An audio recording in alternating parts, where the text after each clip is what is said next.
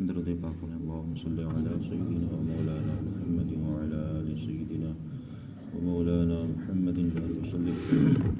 صلاۃ و سلام علیک یا رسول اللہ صلی اللہ تعالی علیہ وسلم۔ رمضان کی فضیلت کے تعلق سے چند احادیث کریمہ ہیں۔ حدیث پاک میں ہے اللہ کے رسول صلی اللہ علیہ وسلم نے شعبان کے آخری دن میں وعظ فرمایا۔ شعبان کا آخری دن جو آج کا دن ہے مثال کے طور پر، اس دن آپ نے تقریر فرمائی، خطاب فرمایا اور فرمایا اے لوگو، تمہارے پاس عظمت والا برکت والا مہینہ آیا ہے۔ مطلب رمضان شریف جو ہے وہ عظمت والا مہینہ بھی ہے اور برکت والا مہینہ ہے، اور یہ وہ مہینہ ہے کہ جس میں ایک رات 1000 مہینوں سے بہتر ہے، جس کو ہم شب قدر کہتے ہیں، 27ویں رات ہوتی ہے، اور اس کے روزے اللہ تعالیٰ نے فرض کیے ہیں۔ مطلب یہ کوئی واجب یا سنت مستحب نہیں ہے، بلکہ جس طریقے سے نماز فرض ہے اسی طریقے سے ہر مسلمان عاقل بالغ مرد عورت لڑکی لڑکا پر ایک ماہ کے روزے کیا ہے فرض ہیں، اور اس کی رات میں جو کھڑے ہو کر قیام کرے گا، مطلب اس رات میں مقدس راتوں میں نماز نفل پڑھے گا یعنی سنت، اور جو اس میں نیکی کام کوئی کرے گا، تو اور جو مہینے ہیں کسی مہینے میں فرض ادا کیا تو اس میں جس نے فرض ادا کیا تو ایسا ہے جیسے اور دنوں میں 70 فرض ادا کیے۔ مطلب مثال کے طور پر کسی شخص نے اگر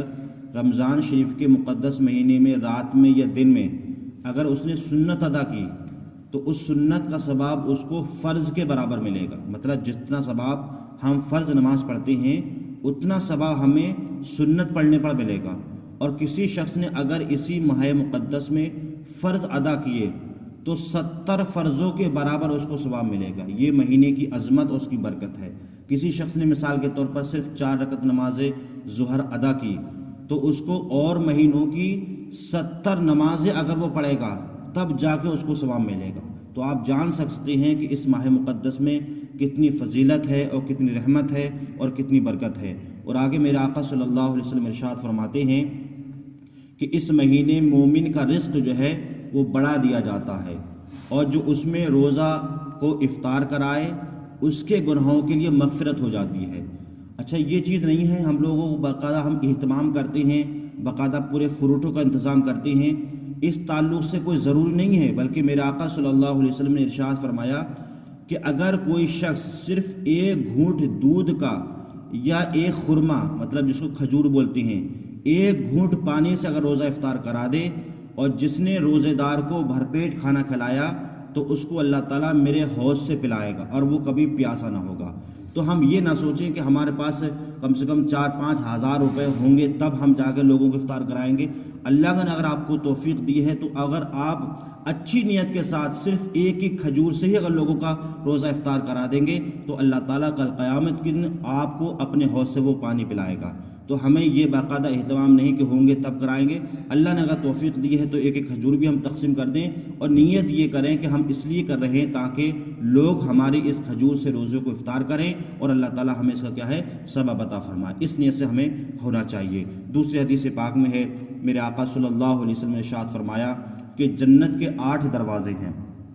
ان 8 دروازوں میں ایک دروازے کا نام ہے ریان، اور یہ دروازہ ان کے لیے خاص ہے جو روزے دار ہوتے ہیں۔ مطلب کل قیامت کے دن جو لوگ ہمیشہ روزے پر عمل کرتے ہیں تو اللہ تبارک و تعالیٰ نے ان کے لیے کیا ہے اس دروازے کو تیار کر رکھا ہے۔ اور دوسرے حدیث پاک میں میرے آقا صلی اللہ علیہ وسلم ارشاد فرماتے ہیں یہ جو وہ مہینہ ہے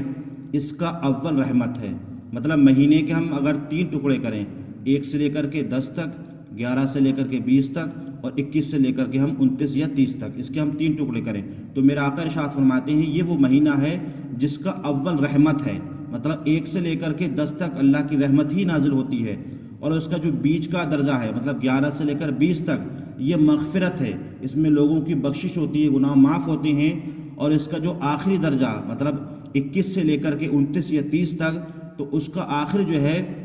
وہ جہنم سے کیا ہے وہ آزادی ہے۔ تو گویا کہ پورا مقدس مہینہ رحمت کا بھی ہے، برکت کا بھی ہے، جہنم سے آزادی کا بھی ہے۔ تو ہمیں حتی الامکان کوشش کرنا چاہیے کہ ہم گناہوں سے محفوظ رہیں اور اس ماہ مقدس میں زیادہ سے زیادہ نیکیاں کریں۔ اللہ تعالی ہم تمام مسلمانوں کو اس ماہ مقدس کا ادب احترام کرنے کی توفیق عطا فرمائے۔ اللہم صلی علی سیدنا و